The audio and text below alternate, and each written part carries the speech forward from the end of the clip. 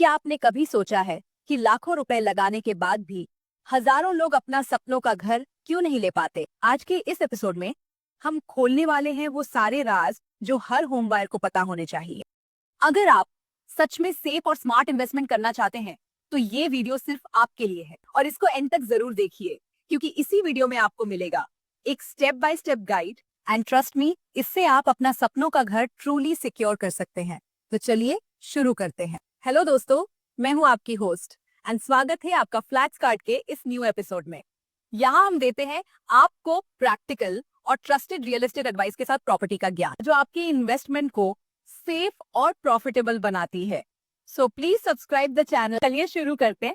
सबसे पहले एक क्रिटिकल टॉपिक से जो हर बायर को अग्रीमेंट साइन करने से पहले जरूर पता होना चाहिए। सबसे पहला सवाल, क्या बिल्डर बिना एनवायरनमेंट क्लियरेंस के एग्रीमेंट कर सकता है? टेक्निकली तो ये नहीं कर सकते और हमारा जवाब भी यही है, पर रियलिटी कई सारे डेवलपर्स है जो फिर भी एग्रीमेंट्स कर लेते हैं, जो गलत है। महाराष्ट्र गवर्नमेंट के रूल्स के मुताबिक रेजिडेंशियल प्रोजेक्ट जो 20,000 स्क्वायर मीटर से बड़े होते हैं उनके लिए एनवायरनमेंट क्लियरेंस मैंडेटरी होता है और ये डेडिकेटेड म्युनिसिपल कॉर्पोरेशन अप्रूव कराता है। एंड पुणे में पीएमसी, पीसीएमसी और पीएमआरडीए ये क्लियरेंस अप्रूव करते हैं। PCMC and PMRDA are 3 different entities with distinct roles and jurisdiction. बिना एनवायरनमेंट क्लियरेंस के लेआउट सैंक्शन होना ऑलमोस्ट इम्पॉसिबल है and PMC is very particular about. इसका एग्जांपल है, पुणे के वावधान लोकेशन में एक प्रोजेक्ट है जिसको सैंक्शन के बिना काम स्टार्ट करने से सीधा मना कर दिया गया। इसका मतलब साफ है, बिना एनवायरनमेंट क्लियरेंस के एग्रीमेंट बायर के लिए ह्यूज रिस्क होता है।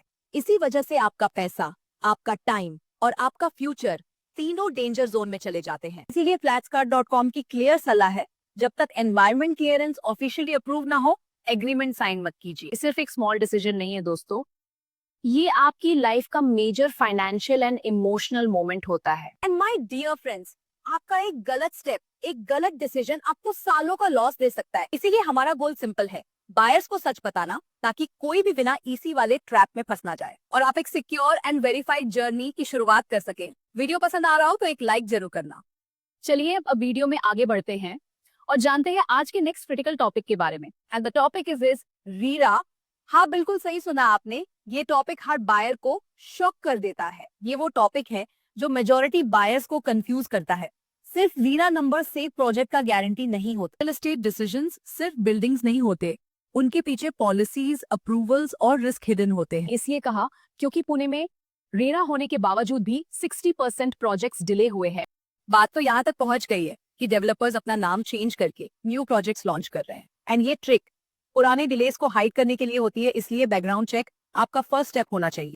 ओनली बैकग्राउंड चेक मत कीजिए, इसके अलावा और भी डॉक्यूमेंट्स हैं जो आपके चेकलिस्ट में होने चाहिए। अगर आपको इन डॉक्यूमेंट्स की चेकलिस्ट चाहिए तो कमेंट में लिखिए चेकलिस्ट एंड हमारी टीम आपको ये भेज देगी, क्योंकि फ्लैट्सकार्ट की टीम आपको बताती है कैसे सही प्रोजेक्ट आइडेंटिफाई करें। चलिए वीडियो में आगे बढ़ते हैं और बात करते हैं अगले सेगमेंट की, पोजेशन वर्सेस रेरा केस। कई बार प्रोजेक्ट डिले होते हैं तो आप बिल्डर के अगेंस्ट लीगल एक्शन ले सकते हैं, लेकिन पहले पोजेशन लेना समझदारी है, फिर आप लीगल फाइट शुरू कर सकते हैं, क्योंकि ये टाइम कंज्यूमिंग प्रोसेस है। केस स्टडीज के मुताबिक पोजेशन लेना ज्यादा सेफ होता है बिकॉज डेवलपर्स प्रॉब्लमैटिक बायर्स को अवॉइड करने लगते हैं। पोजेशन के बाद आपका लीगल क्लेम स्ट्रांग होता है। स्ट्रैटेजी को समझना सक्सेसफुल बायर की पहचान होता है। अब वीडियो में आगे बढ़ते हैं और बात करते हैं टोकन मनी ट्रैप्स की। आज के टाइम में काफी ट्रेंडिंग एंड हॉट टॉपिक है। रीरा के मुताबिक अग्रीमेंट से पहले सिर्फ 10% टोकन अलाउड है, इससे ज्यादा मांगा जाए तो मना कर देना। Now let's talk about infrastructure development, because ये डायरेक्टली इंपैक्ट्स करता है प्राइस अप्रिशिएशन पर। And upper Kharadi seeing strong momentum because metro expansion यहाँ की बैकबोन बनने वाली है। और हाँ, रोड कनेक्टिविटी इंप्रूव होते ही प्रोजेक्ट्स का डिमांड स्पाइक होगा, साथ में अप्रिसिएशन भी। अपर खरादी थोड़ा न्यू एंड फ्रेश लगता है, लेकिन डेवलपमेंट की स्पीड बहुत फास्ट है। यहाँ के प्रोजेक्ट्स का प्राइसिंग कर्व अभी भी हेल्दी एंड अर्ली स्टेज पर है। Don't be late. और हाँ, एक इंपॉर्टेंट बात, डिमांड को ड्राइव करने वाले टेनेंट्स मोस्टली आईटी पार्क्स के प्रोफेशनल्स ही हैं। हिंजेवादी और खरादी दोनों आईटी हब्स हैं, पर अपर खरादी का अफोर्डेबिलिटी एज अलग है। अफोर्डेबल एंट्री पॉइंट इन्वेस्टर्स के लिए लॉन्ग टर्म गेन्स क्रिएट करता है। यही वजह है यहाँ पे रेट तेजी से इंक्रीज हो रहे हैं। रेंटल डिमांड यहाँ कंसिस्टेंटली ग्रो हो रही है एंड वेकेंसी रेट भी लो है, मतलब टेनेंट जल्दी मिलते हैं। वर्क फ्रॉम ऑफिस इंक्रीज होने से अपर खरादी का मार्केट और स्टेबल हुआ है, इसलिए घरों की डिमांड बढ़ रही है। बायर्स को यहाँ लाइफस्टाइल प्रोजेक्ट्स भी मिलते हैं with modern amenities and best infrastructure. इतना ही नहीं, यहाँ schools, colleges, supermarkets, malls and hospitals सब rapidly develop हुए हैं and functional है. अगर हम बात करें connectivity, affordability plus employment zone, ये तीनों फैक्टर्स यहाँ ऑलरेडी मैच होते हैं जो इन्वेस्टमेंट को बूस्ट करते हैं. तो चलिए बताती हूँ उसके लिए क्या रिसर्च करना जरूरी है. फर्स्ट, टाइटल हिस्ट्री क्लियर नहीं है, सीधा अवॉइड करो. इसका मतलब हर प्रोजेक्ट सही नहीं होता, बैकग्राउंड रिसर्च जरूरी है, नहीं तो आगे रिग्रेट करना पड़ सकता है. तो चलिए बताती हूँ उसके लिए क्या रिसर्च करना जरूरी है.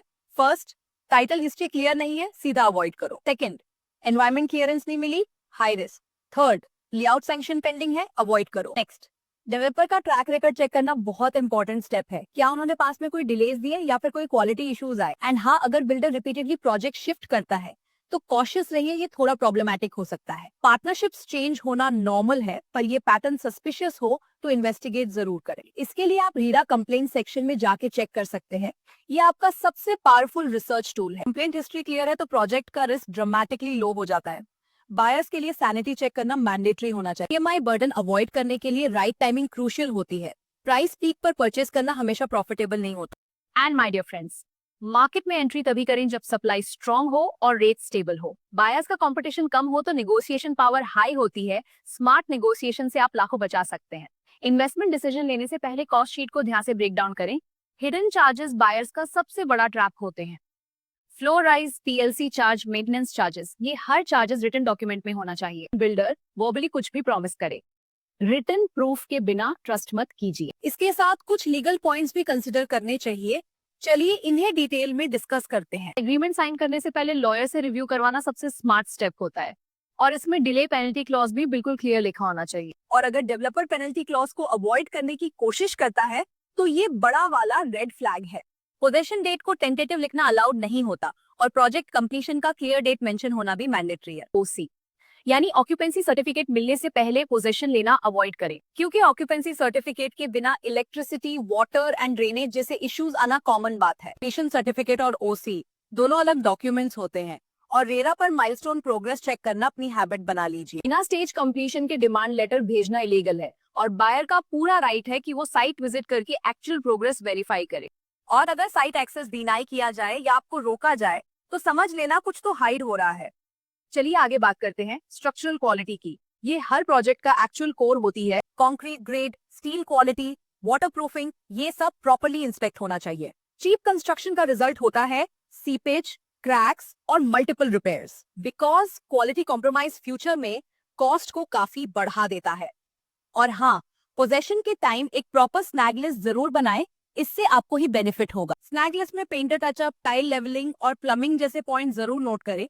फ्यूचर एक्सपेंसेस इजीली अवॉइड हो जाते हैं. एंड स्नैग लिस्ट को साइन करने से पहले कंप्लीशन को पर्सनली वेरीफाई जरूर करें. और इसके साथ मेंटेनेंस हैंडओवर का प्रोसेस भी चेक करें, ये बिल्कुल क्लियर होना चाहिए. अगर सोसाइटी फॉर्मेशन अर्ली हो जाए तो लॉन्ग टर्म बेनिफिट्स काफी ज्यादा मिलते हैं, ये भी ध्यान में रखें. एंड बिल्डर के पेंडिंग टास्क को सोसाइटी लीगली फॉलो अप कर सकती है, ये आपको बाय लॉज से पता चलेगा.